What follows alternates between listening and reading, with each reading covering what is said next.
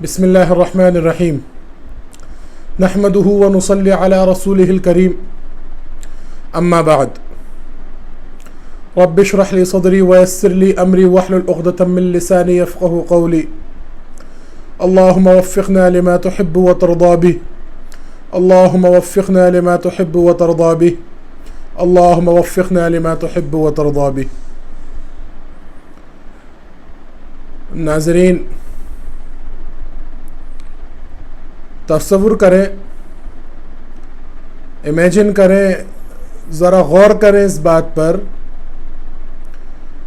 कि एक शख्स है, उसने किसी बादशाह के साथ या किसी हाकिम के साथ या किसी बड़ी कंपनी के साथ, किसी कॉरपोरेट कंपनी के साथ, किसी रेप्यूटेड कंपनी के साथ एक मुआहदा किया, एक एग्रीमेंट किया, जिस एग्रीमेंट के तहत उस शख्स को कुछ ऐसे काम मुकम्मल करने हैं जो उस कंपनी ने बताए। कुछ भी हम कह सकते हैं, चाहे कंस्ट्रक्शन का काम ले लें या दीगर इस तरह के और भी काम हैं, सेल्स ले लें। कुछ ऐसे मखसूस काम बताए उस कंपनी ने या उस बादशाह ने या उस हाकिम ने, जिसे इस मुलाजिम को अपनी मुतअय्यना मुद्दत के अंदर मुकम्मल करना है, जिसमें उस कंपनी ने यह साफ कह दिया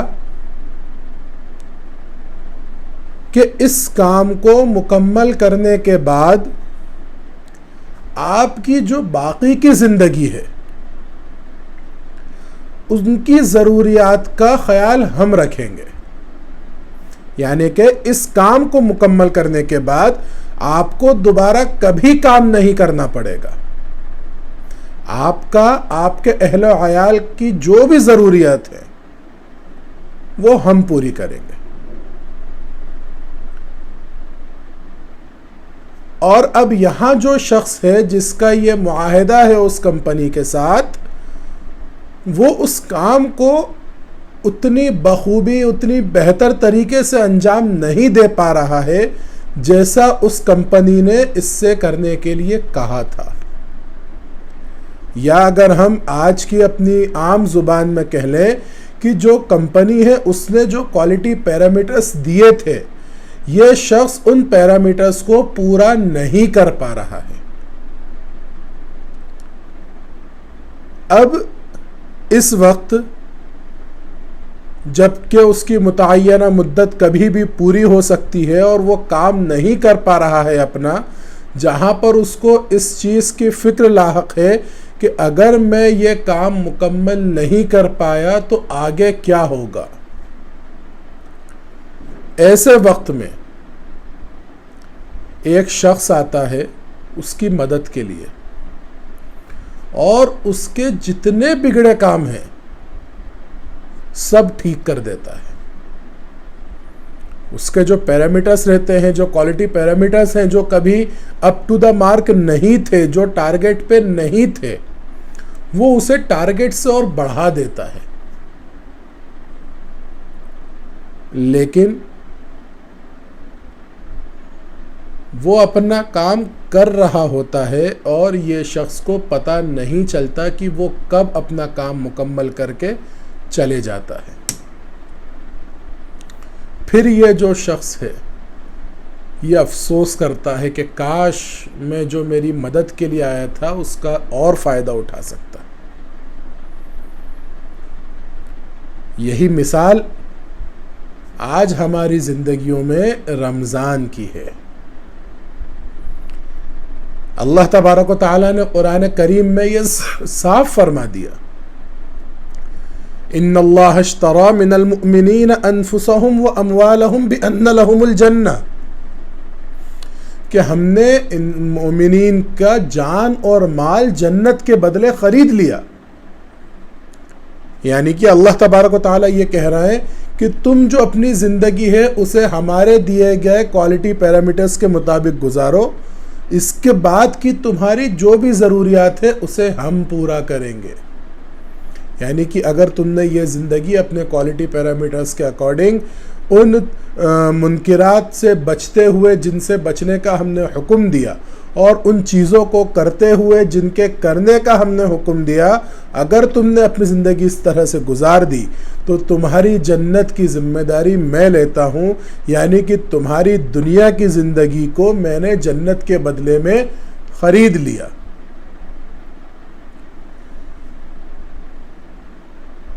अब मेरे अजीज़ों, हम ज़रा गौर करें, हम अपना एहतसाब करें, अपना मुआयना करें, अपना कैलकुलेशन करें कि क्या हम रमज़ान को वो अहमियत दे रहे हैं जो जिस अहमियत का वो हकदार है। एक महीना होता है, सिर्फ एक महीना, 30 दिन, जो हमारी सारी कमियों को पूरा करके चले जाता है। ये एक तरह से अल्लाह तबारक व तआला हमें एक प्रैक्टिस सेशन देते हैं, एक ट्रेनिंग सेशन देते हैं, जिसमें अल्लाह तबारक व तआला हमें ये सिखाते हैं कि हमें बाकी की ज़िंदगी किस तरह से गुजारना है। और जो हमारी पिछली ज़िंदगी में कमियां कोताहियाँ होती हैं, इबादत की कमियां होती हैं, अखलाक़ी कोताहियाँ होती हैं, उन्हें ये रमज़ान मुकम्मल करके चले जाता है। जहाँ पे अभी तक अगर हम प्रॉफिट लॉस की बैलेंस शीट देखें, जहाँ पे अभी तक हम लॉस में चल रहे थे, उसे ये जो 11 महीना जहाँ हम लॉस में थे, उसे ये रमज़ान सिर्फ 30 महीने में उस बैलेंस शीट को प्रॉफिट में कन्वर्ट करके चले जाता है। अब हम गौर करें कि रमज़ान हमारे पास आया है एक हमारे बिज़नेस को अप करने के लिए। फिर उसी वाक़े में अगर हम मिसाल देखें कि हमारे बिज़नेस जो लॉस में चल रहा था, उसे अप करने के लिए एक शख्स आता है जो हमसे ये कहता है कि मैं तुम्हारे बिज़नेस को एक पर्टिकुलर टाइम पीरियड में अप कर दूंगा, जो तुम अभी लॉस में चल रहे थे मैं उसे प्रॉफिट में चेंज कर दूंगा, लेकिन तुम्हारे पास मेरी स्किल्स से फ़ायदा उठाने के लिए सिर्फ 30 दिन है। अब यहाँ पर हम हमारी मिसाल लें कि उमूमी तौर पर एक शख्स है जो उस बिज़नेस का हामिल है, जो उस बिज़नेस का मालिक है, जो उस बिज़नेस का ओनर है। वो उस कीमती वक्त को जो उसके बिज़नेस को बढ़ा सकता था, लायानी चीज़ों में गुजार दे। कहीं मोबाइल चलाने में गुजार दे, कहीं सोशल मीडिया स्क्रॉल करने में गुजार दे, कहीं इंस्टाग्राम रील्स स्क्रॉल करने में गुजार दे, या अगर कुछ वक्त बचता है तो गप्पे लड़ाने में, बातचीत करने में गुजार दे, या घूमने फिरने में गुजार दे। हमसे बड़ा, अगर मैं ये कहूँ कि हमसे बड़ा नासमझ कोई हो नहीं सकता तो ये गलत नहीं होगा। मेरे अजीज़ों, अल्लाह तबारक व तआला ने कुरान रमज़ान हमें इसलिए दिया ताकि अल्लाह तबारक व तआला ये चाहते थे कि जो मेरे बंदे हैं वो अपने गुनाहों को माफ़ करवा लें और नेकियों को बढ़ा लें। इसीलिए अल्लाह तबारक व तआला ने हमें रमज़ान दिया, लेकिन हम उस रमज़ान की सही कदर नहीं कर पाए। आज हम ये सोचें कि इंशाअल्लाह ये जो रमज़ान आ रहा है, इसमें हम अपने आप को, अपने आमाल को, अपने बैलेंस शीट को प्रॉफिट में करके ही दम लेंगे, और इंशाअल्लाह तबारक व तआला इस रमज़ान का जितना हो सका हम फ़ायदा उठाएंगे।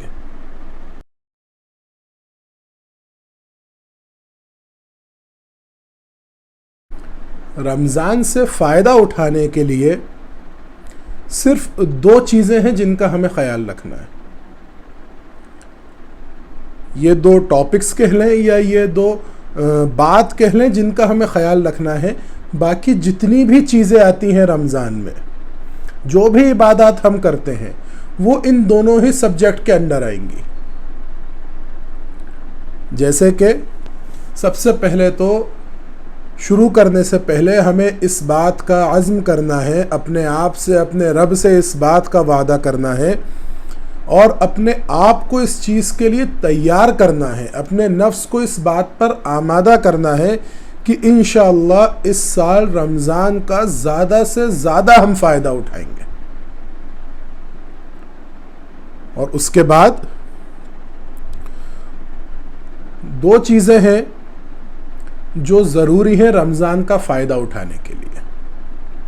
नंबर 1, हमें क्या करना है। नंबर 2, हमें क्या नहीं करना है।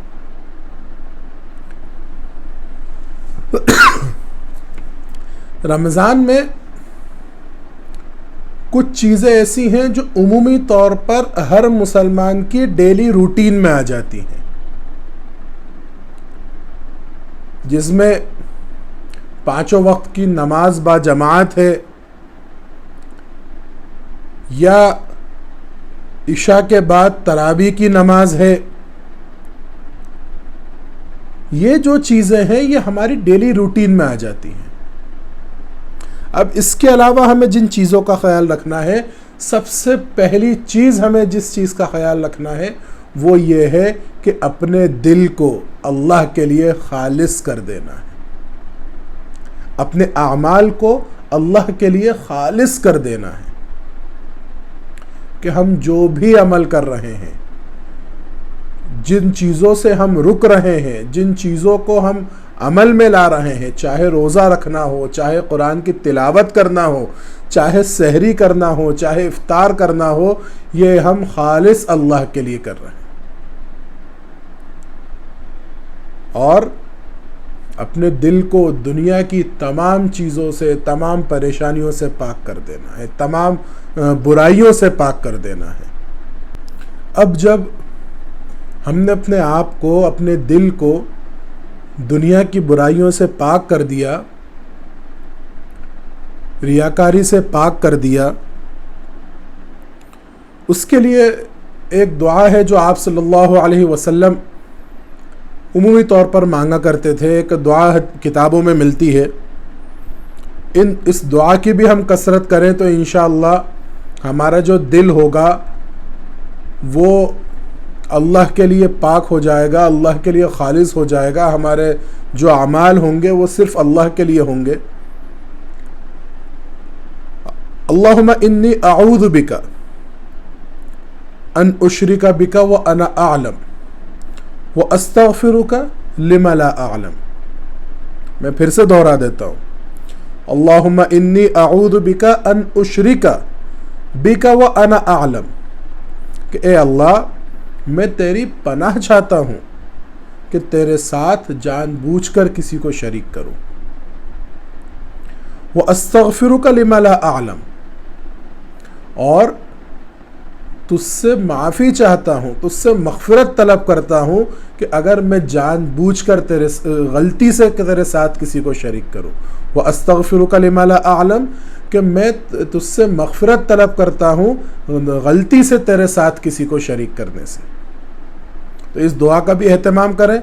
और हम ये सोचें ना कि हम जिन लोगों को दिखाने के लिए, जिन दिलों को मुतासिर करने के लिए कोई भी अमल कर रहे हैं, वो दिल है किसके कब्ज़े में?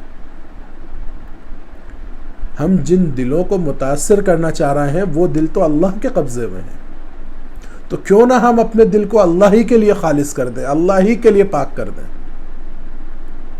अब जब हम अपनी इबादत को, अपने तमाम अमाल को अल्लाह के लिए पाक कर चुके होंगे, अल्लाह के लिए खालिस कर चुके होंगे, उसके बाद जो दूसरा काम हमें करना रहेगा वो ये होगा कि अपने गुनाहों की माफ़ी मांगना, अपने गुनाहों की ज़्यादा से ज़्यादा माफ़ी मांगना, इस्तिग़फ़ार की कसरत करना जितना हो सके। और कोशिश ये करें कि कम से कम एक तस्बीह इस्तिग़फ़ार की रोज़ाना पढ़ें। आप सल्लल्लाहु अलैहि वसल्लम एक दिन में 70 दफ़ा से ज़्यादा इस्तिग़फ़ार करते थे। तो ये दो काम हमने कर लिए। एक, अपने दिल को अल्लाह के लिए खालिस कर लिया। दूसरा, अपने गलतियों की ज़्यादा से ज़्यादा माफ़ी मांग ली। एक और हदीस में आया है कि जिब्रील अलैहिस्सलाम की बद्दुआ दी, जिब्रील अलैहिस्सलाम ने बद्दुआ दी। आप सल्लल्लाहु अलैहि वसल्लम मेंबर पर मेंबर पे चढ़ रहे थे खुतबा देने के लिए, तो जिब्रील अलैहिस्सलाम ने दुआ दी जिस पे आप सल्लल्लाहु अलैहि वसल्लम ने आमीन कहा। तो जिब्रील अलैहिस्सलाम की जो दुआ थी, उन दुआओं में से एक दुआ ये थी कि हलाक बर्बाद हो जाए वो शख्स, यानी कि उस शख्स की नाक मिट्टी में आलूद हो जाए, जर आलूद हो जाए, वो शख्स हलाक बर्बाद हो जाए, जिसको हम उर्फ में ये कह सकते हैं जिसको रमज़ान मिला और वो अपनी मग़फ़िरत ना करा सका। तो अपनी मग़फ़िरत कराने का सबसे बेहतरीन तरीक़ा ये है कि जो गलतियां हमने अल्लाह की ज़ात के साथ करी हैं उनकी अल्लाह से माफ़ी मांग ले, और जो गलतियां हमने अल्लाह के बंदों के साथ करी हैं उनकी अल्लाह के बंदों से माफ़ी मांग ले। अपने दिल को किसी ने हमारे लिए अगर कुछ बुरा करा है, किसी ने हमारा दिल दुखाया है तो उसको माफ़ कर दें। किसी ने हमारा दिल दुखाया है तो उसे माफ़ कर दें, और अगर हमने किसी का दिल दुखाया हो तो हम उससे माफ़ी मांग लें। या अगर किसी का हम पर कोई हक़ निकल रहा हो तो उसका हक़ अदा करके उससे माफ़ी मांग लें। अपने गुनाहों की सबसे पहले माफ़ी मांगे। अपने गुनाहों की माफ़ी मांगना निहायत ज़रूरी है। अल्लाह तबारक व तआला रमज़ान को उतार ही इसलिए रहा है कि बंदे अपने गुनाहों की माफ़ी मांग लें। अल्लाह तबारक व तआला कुरान की एक आयत में क्या फरमाता है, मा यफ़अलुल्लाहु बिअज़ाबिकुम इन शकरतुम व आमनतुम, कि अल्लाह तबारक व तआला तुम्हें अजाब देकर अल्लाह को क्या मिलेगा। अल्लाह तबारक व तआला को तुम्हें अजाब देकर क्या मिलेगा अगर तुम शुक्रगुजार बंदे हो जाओ और उस पर ईमान ले आओ। जिसको अगर हम ये तर्जुमा करना चाहें तो गलत नहीं होगा, जो कि मेरी राय के हिसाब से है कि अल्लाह तबारक व तआला हमें अजाब देना नहीं चाहता। अल्लाह हमसे सिर्फ दो ही चीज़ों का तलबगार है कि मैं तुमको जो नेमतें दे रहा हूँ उनका शुक्र अदा करो और मुझ पर ईमान ले आओ। मैं हरगिज़ तुम्हें अजाब देना नहीं चाहता।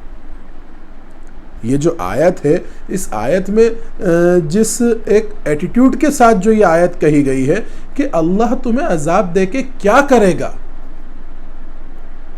ये जो आयत में जो एक अगर इसका हम एक माहौल समझना चाहें, इस आयत का मिजाज समझना चाहें, तो बिल्कुल हू बहू उसी एक मिजाज पे ये आयत उतरती है कि अल्लाह तुम्हें अजाब दे के क्या करेगा अगर तुम शुक्रगुजार बंदे बन जाओ और उस पर ईमान ले आओ। तो हमें अपने गुनाहों की माफ़ी मांगना है और अल्लाह ने हमें जो ये रमज़ान दिया उसकी शुक्रगुजारी करना है। उसका शुक्र क्या होगा कि रमज़ान का ज़्यादा से ज़्यादा हम फ़ायदा उठाएं। इसके बाद दो चीज़ों का हमें ख़ास तौर पर ख्याल रखना है। ये तो वो चीज़ें हैं जो हमें ख़ास तौर पर करना है। अब मैं आपको वो दो चीज़ें बताता हूँ जिनसे हमें ख़ास तौर पर बचना है। पहली चीज़, हमें वक्त बिल्कुल अपना ज़ाय नहीं करना है। हम ज़रा एक ख़ुद सोचें कि अगर हम एक छोटी सी मिसाल लें सोशल मीडिया की, कि हम सोशल मीडिया जो सोच के हम उसको इस्तेमाल करना शुरू करते हैं। हम सोचते हैं 3 मिनट 4 मिनट, बस 5 मिनट एक अपने आप को फ्रेश करके फिर हम अपने काम में लग जाएंगे। लेकिन हम अगर रात में सोने से पहले अगर मोबाइल हाथ में लेते हैं तो हम ये सोचते हैं बस 5-10 मिनट नोटिफिकेशन चेक कर लें या कुछ वीडियोस वगैरह है किसी के स्टेटस देख लें, फिर इंशाल्लाह सो जाएंगे। लेकिन कब हमें वो स्क्रॉल करते करते 2.5-3 घंटे निकल जाते हैं, हमें पता नहीं चलता है। ये मैंने एक मिसाल दी है आपको। या इसी तरह से हम दोस्तों के साथ लायानी बातें करने में कितना वक्त गुजार देते हैं। या अगर हम उनकी मिसाल लें जो अपना वक्त मस्जिद में लगाते हैं, अगर हम ये उनकी मिसाल लें तो मस्जिद में आते हैं, मस्जिद में दुनियावी या लायानी बातें करने में कितना वक्त गुजार देते हैं, जिन बातों को कोई हासिल नहीं होता, कोई उनका फ़ायदा नहीं होता, लेकिन फिर भी उसमें हम एक बड़ा वक्त उसमें हम गुजार देते हैं। तो हम अपना वक्त ज़ाय करने से बचें। दूसरी चीज़, जो बेकार काम है, लायानी काम है, जिनके कामों का करने का कोई फ़ायदा नहीं, उन कामों से बचे। ये दूसरी चीज़ जो भी है, ये उसी वक्त के तहत आ रही है। अगर हम लायानी कामों को करना छोड़ देंगे तो हमारा वक्त अपने आप बच जाएगा। आप सल्लल्लाहु अलैहि वसल्लम की एक हदीस है, मिन हुस्न इस्लामिल मर्इ तर्कुहु मा ला यानीही, कि किसी शख्स के इस्लाम के अच्छा होने के लिए, बखूबी होने के लिए, बेहतर होने के लिए यही बात काफ़ी है कि वो गैर ज़रूरी बातों को छोड़ दे। अब लायानी चीज़ें, मिसाल के तौर पर अगर हम मिसाल लें, उन कामों की अगर मिसाल लें जिसे हम लायानी नहीं समझते हैं, जिसे उमूमी तौर पर हम दीन समझ के करते हैं, कि दीन के मामले में बहस करना। आम तौर पर रमज़ानों में ये होता है, मसाइल पे बहस करना। हम कोई तराबी के मामले में बहस कर रहा है, कोई किसी और बात पर बहस कर रहा है, कोई रफ़ायदैन पे बहस कर रहा है। ये मैं मिसाल ले रहा हूँ, मेरा मकसद किसी एक ख़ास तबके को निशाना बनाना नहीं है, सिर्फ एक मिसाल के तौर पर कह रहा हूँ। तो इस तरह की जो बातें हैं जिन पे हम बहस कर रहे हैं, इन पे बहस से पहले उलमा कर चुके। और सबसे पहली बात कि हमें ये देखना है कि जो बातें हम कर रहे हैं, क्या हम इन बातों को करने के काबिल हैं। जैसे उमूमी तौर पर देखा जाता है, कोई शख्स है, वो कोई भी एक उमूमी मसला है, अहनाफ के लिए कोई मसला है या शवाफ़े के नज़दीक कोई मसला है, और कोई शख्स उसकी अगर मुखालिफ बताए, जैसे अगर मैं अपने ही कोई वाक़या आपको बताऊं तो कुछ अरसा पहले एक साहब से बात हुई। वो ये कह रहे थे कि बुखारी शरीफ में लिखा है कि तराबी 8 रकात है, ना कि 20 रकात। मैंने उनसे ये कहा कि आपने बुखारी शरीफ को कभी देखा है? नहीं। तो ये जो चीज़ें हैं, जो हमारा टॉपिक नहीं है, जो हमारा मैदान नहीं है, उसमें हम बिला ज़रूरत कूद के अपना और सामने वाले का वक्त बर्बाद ना करें। अगर कोई मसला है तो उलमा का मसला है, आपको चाहिए अगर हमें कोई मसला है तो जिस आलिम पे हमें भरोसा हो उससे वो मसला पूछकर उसके मुताबिक अमल करें, ना कि उसमें बहस व मुबाहिसा करें। आपने किसी एक आलिम से पूछकर उस पर अमल करा, वहाँ तक ठीक है। कोई शख्स अगर उसके खिलाफ अमल कर रहा हो जिसमें मसलकी इख्तिलाफ हो तो उसको गलत ना कहें, उसको अपना अमल करने दें, आप अपना अमल करें। बहस करने के लिए आपके पास 11 महीने पड़े हैं। रमज़ान का ये वक्त निकल गया तो ये दोबारा अगले साल वापस आएगा, और इसकी भी हमारे पास कोई गारंटी नहीं है कि अगले साल जब ये आएगा तो हम रहेंगे या नहीं रहेंगे। आप सल्लल्लाहु अलैहि वसल्लम की एक हदीस है, मन सामा रमज़ान ईमानन व इह्तिसाबन गुफ़िर लहू मा तक़द्दम मिन ज़ंबी, कि जिसने रमज़ान के रोज़े रखे ईमान के साथ, और आगे क्या फरमाया, इह्तिसाब के साथ, हिसाब करते हुए। किस चीज़ का हिसाब करना है? हम ये गौर करें कि पिछले रमज़ान जो हमारा अल्लाह से ताल्लुक़ था, जो हमारा अल्लाह से मोहब्बत थी, जो अल्लाह की तरफ हमारा झुकाव था, वो इस साल कम हुआ या बढ़ गया? आप सल्लल्लाहु अलैहि वसल्लम की मोहब्बत कम हुई या बढ़ गई? रमज़ान की इबादत पिछले साल के मुकाबले में कम हुई या बढ़ गई? या हम ये हिसाब करें कि कितने ऐसे लोग थे जो पिछले साल हमारे साथ थे और इस साल अपनी अपनी कब्रों में आराम फरमा रहे हैं। कितने ऐसे लोग थे जिनके मुतालिक हमने सोचा भी नहीं था कि इस रमज़ान में हमारे साथ नहीं होंगे, लेकिन वो भी शायद किसी ने ये सोचा हो कि अगला रमज़ान मिलेगा तो उस रमज़ान में हम ये करेंगे, या कोई ख़ास इबादत करेंगे, या कोई ख़ास सदका करेंगे, या कुछ काम करेंगे, लेकिन उनको वो रमज़ान नसीब ही नहीं हुआ और वो अपनी अपनी कब्रों में आराम फरमा रहा है। तो हमें अपने वक्त का सही इस्तेमाल करना है, और जो लायानी चीज़ है उनको छोड़ देना है। अब जब ये चीज़ें हमने कर ली, 4 चीज़ें अभी तक हमने करी कि अपने दिल को अल्लाह के लिए खालिस कर लिया, अपने अमल को अल्लाह के लिए खालिस कर लिया, अपनी गुनाहों की अल्लाह से माफ़ी मांग ली और अपने वक्त को ज़ाय होने से बचा लिया। अब जो हमें एक काम और करना है वो ये है कि कुरान की तिलावत का मामूल बनाना है। अक्सर लोग कुरान की तिलावत रमज़ान में करते हैं, लेकिन हमें मामूल के साथ करना है। मामूल के साथ किस तरह से? एक टाइम टेबल बनाएं कि मिसाल के तौर पर हम एक दिन में 1 सिपारा पढ़ते हैं हर रमज़ान, ठीक है। अब हम ये टाइम टेबल बनाएं कि हर नमाज के बाद हम पाव सिपारा पढ़ेंगे, या हर नमाज के बाद हम 3 सफ़े 4 सफ़े पढ़ेंगे, या फजर के बाद कुछ एक मामूल बना लें, कुछ मगरिब के बाद मामूल बना लें, कुछ इशा के वक्त मामूल बना लें। तो कुरान का एक टाइम टेबल बनाएं, एक मामूल के साथ कुरान पढ़ें, इससे कुरान हमारी आदत में आएगा। अगर हम एक मामूल बना के करेंगे तो इंशाअल्लाह रमज़ान के बाद भी वो चीज़ हमारे साथ लगी रहेगी। रमज़ान का मतलब ये नहीं है कि हम रमज़ान में कोई इबादत करें और रमज़ान के ख़त्म होते से ही उसे छोड़ दें। रमज़ान का मतलब ये है कि वो जो रमज़ान हमें जिस चीज़ की ट्रेनिंग दे के जा रहा है, हम बकिया साल उस पर गामजन रहें, उस ट्रेनिंग के मुताबिक उस पर अमल करते रहें। तो एक तो इस चीज़ का ख्याल रखें।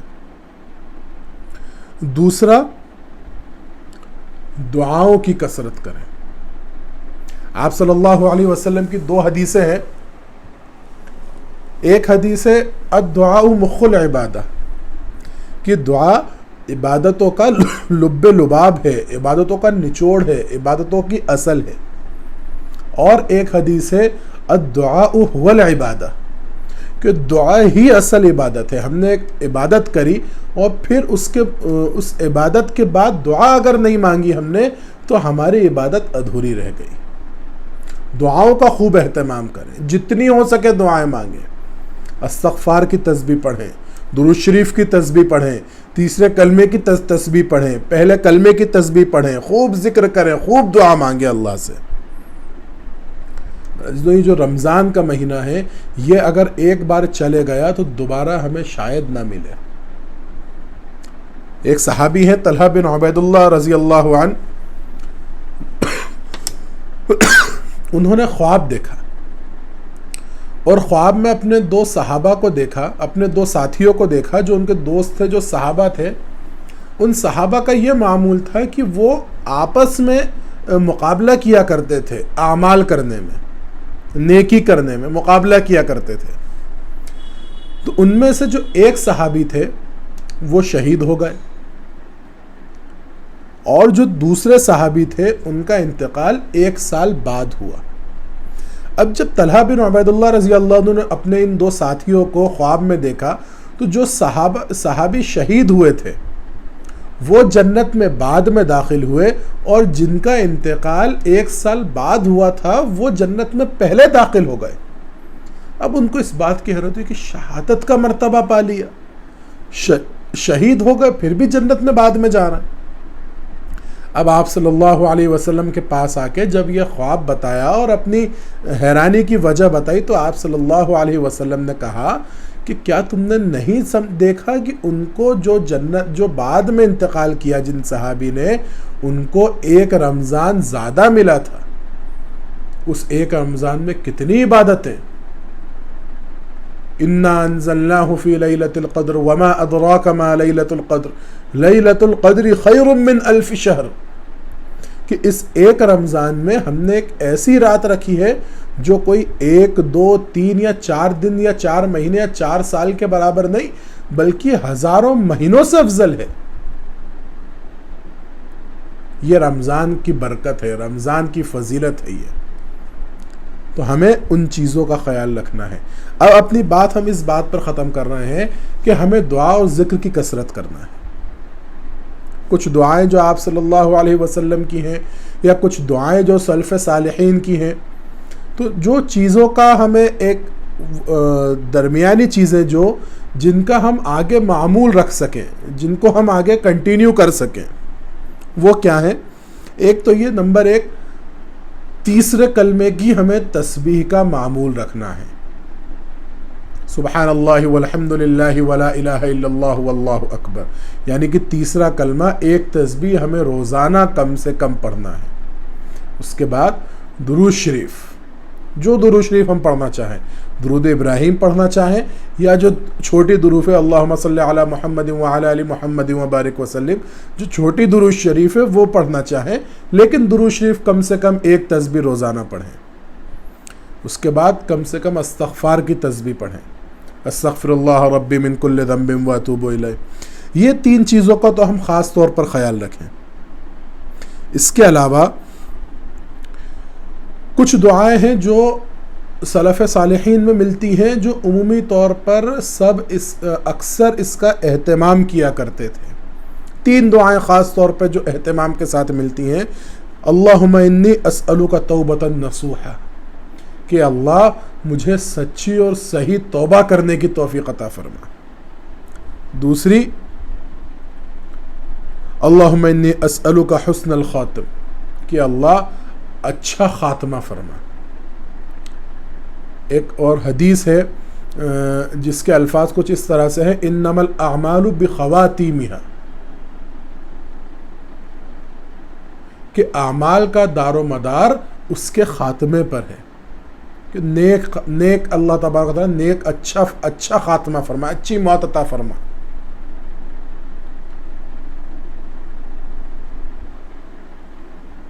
और तीसरी दुआ, अल्लाहुम्मा हब्बिब इलैनल ईमान व ज़य्यिनहु फ़ी क़ुलूबिना व कर्रिह इलैनल कुफ़्र वल फ़ुसूक़ वल इस्यान, कि अल्लाह ईमान की मोहब्बत को हमारे दिलों में उतार दे। व ज़य्यिनहु फ़ी क़ुलूबिना, और ईमान को हमारे दिलों का एक जेवर बना दे, ईमान से हमारे दिलों को सजा दे। एक तो ईमान से हमें मोहब्बत भी हो जाए और ईमान हमारे दिलों में सज जाए। वकर्रिह इलैनल कुफ्र वल फुसूक वल इस्यान, और ए अल्लाह कुफ्र से, फिस्क फुजूर से और गुनाहों से हमारे दिलों के अंदर नफरत पैदा कर दे। इन दुआ, ये 3 दुआ खास तौर पर हमें इनकी पाबंदी करना है। एक कौल है, ला कबीरत मअल इस्तिग़फ़ार वला सगीरत मअल इसरार, कि जब इंसान इस्तिग़फ़ार करता है तो कबीरा गुनाह कबीरा नहीं रहते, अल्लाह तबारक व तआला उन्हें माफ़ कर देता है। वला सगीरत मअल इसरार, और इंसान जब किसी गुनाह पर इसरार करता है, यानी कि उसे बार बार करता है, अगरचे वो छोटा ही क्यों ना हो, तो उसके बार बार करने से वो कबीरा बन जाता है। तो हमें अपने गुनाहों की माफ़ी मांगना है। अब यहाँ पर हम एक शॉर्ट में अपनी बात को यहाँ पर ख़त्म करते हैं, कंक्लूड करके यहाँ अपनी बात ख़त्म करते हैं। रमज़ान में क्या चीज़ें हैं जो हमें करना है, थिंग्स और work to do in Ramzan. सबसे पहले हमें अपने आप को इस बात पर तैयार करना है कि रमज़ान से ज़्यादा हमें फ़ायदा उठाना है। नंबर 2, अपने आमाल को, अपने दिल को अल्लाह के लिए खालिस करना, अपने दिल को साफ़ करना है अल्लाह के लिए। अल्लाह के रसूल की हदीस है, अला व इन्न फिल जसद मुद्गा इदा सलाहत सलाहल जसद कुल्लु व इदा फसदत फसदल जसद कुल्लु। आप सल्लल्लाहु अलैहि वसल्लम फरमाते हैं कि देखो, तुम इंसान के जिस्म में एक गोश्त का लोथड़ा है, अगर वो सही हो जाता है तो इंसान का पूरा जिस्म सही हो जाता है, और अगर उसमें कुछ खराबी आ जाती है, अगर वो मैला हो जाता है तो इंसान का पूरा जिस्म, पूरा उसका वजूद, उसके अमाल सब मैले हो जाते हैं।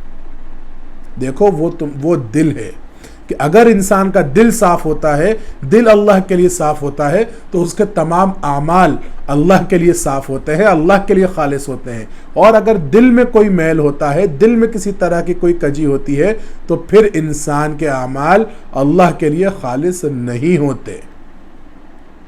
तो हमें अपने आमाल को अल्लाह के लिए खालिस करना है और अपने गुनाहों की माफ़ी मांगना है। जितनी हो सके हमें अल्लाह से माफ़ी मांगना है, गुनाहों का पे इस्तग़फ़ार करना है, और ये आयत करना है कि जो गुनाह हमसे हो गए, इसे जो गुनाह हमसे हो चुके हैं, इसे हम नहीं दोहराएंगे। फिर हमें अपने वक्त की कदर करना है, लायानी कामों से ख़ुद को बचाना है, और दुआओं की हमें पाबंदी करना है। जितनी हो सके अल्लाह से दुआएं मांगना है। कुछ दुआएं जो मैंने अभी बताई, उन दुआओं को मैं एक बार फिर बता देता हूँ। जो पहली दुआ मैंने बताई, अल्लाहुम्मा इन्नी अऊज़ु बिका अन उशरिका बिका व अना अअलम व अस्तगफिरुका लिमा ला अअलम। दूसरी दुआ जो मैंने बताई, अल्लाहुम्मा इन्नी अस्अलुका तौबतन नसूहा। तीसरी दुआ बताई, अल्लाहुम्मा इन्नी अस्अलुका हुस्नल खातिम। और चौथी दुआ जो बताई, अल्लाहुम्मा हब्बिब इलैनल ईमान व ज़य्यिनहु फ़ी क़ुलूबिना व कर्रिह इलैनल कुफ़्र वल फ़ुसूक़ वल इस्यान अल्लाहुम्मा जअलना मिनर राशिदीन। यहीं पर हम अपनी बात को ख़त्म करते हैं और अल्लाह की ज़ात से उम्मीद करते हैं कि अल्लाह तबारक व तआला हमें रमज़ान की ज़्यादा से ज़्यादा कद्र करने की और उससे ज़्यादा से ज़्यादा अज्र कमाने की तौफ़ीक़ अता फ़रमाए। वमा अलैना इल्लल बलाग़। वस्सलामु अलैकुम व रहमतुल्लाहि व बरकातुहू।